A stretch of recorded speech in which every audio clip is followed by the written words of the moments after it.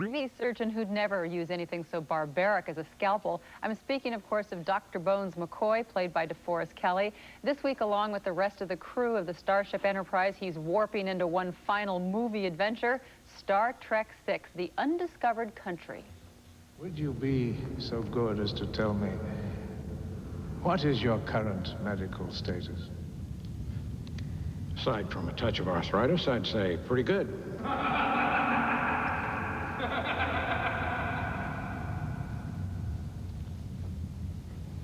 You have a singular wit, Doctor. All right, and DeForrest Kelley has beamed aboard here. Nice to see you again. Thank you. Am I right that those were Klingons? Those are Klingons. Oh, those are the bad guys. That's... Without telling us too much so that we don't want to give away the movie, but you were in the Klingon, what, courtroom there? Yeah, Bill and I had beamed down to this Klingon ship on a mission of mercy. And Bill is in Captain Kirk. Captain Kirk. Yes. And we got down there, and this mission of mercy turns into something of a tragedy. And we end up in this courtroom in what amounts to a kangaroo courtroom scene. And we're being tried for something that... See what happens when you try to help the enemy? Well, every time I go out with Kirk, I get into some kind of trouble.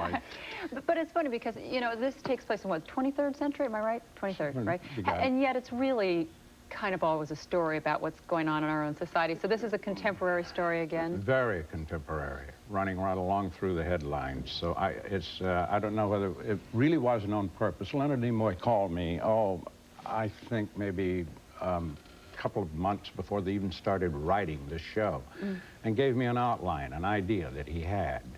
And I thought, well, it was before the wall came down and Gorbachev was making noises about peace and that sort of thing.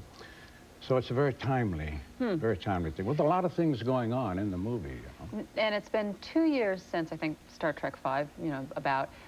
When you get back on the set, all you guys, how long does it take to mesh together and get that chemistry going again? About 4 or 5 minutes. Really? Yeah. It comes together real quick. It really does.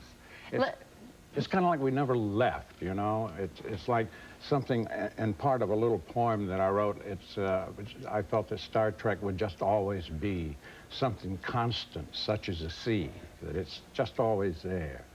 Well, some people think that it will always be. I know they're saying now that this is the final end of Star Trek.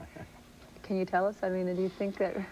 I don't know. I'm getting to where I don't believe them anymore. I just know that this is a tremendously exciting motion picture, and I think it's not only going to appeal to Star Trek people, but I think we're going to pick up a big crossover audience with this show.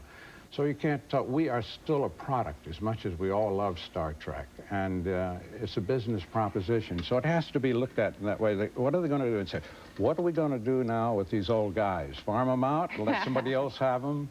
Well, I know that in the beginning, he'd played a lot of heavies, you guys, so he had to really convince Paramount that he should do this role, but now you're getting a Hollywood star, and you're all being inducted into the Mann's Chinese Theater. It's got to be the capper to an incredible career. It really is. Great to see you. It's going to be called Star Trek VI. Right. It's good to see you too, Joan. Bye-bye. We'll be back.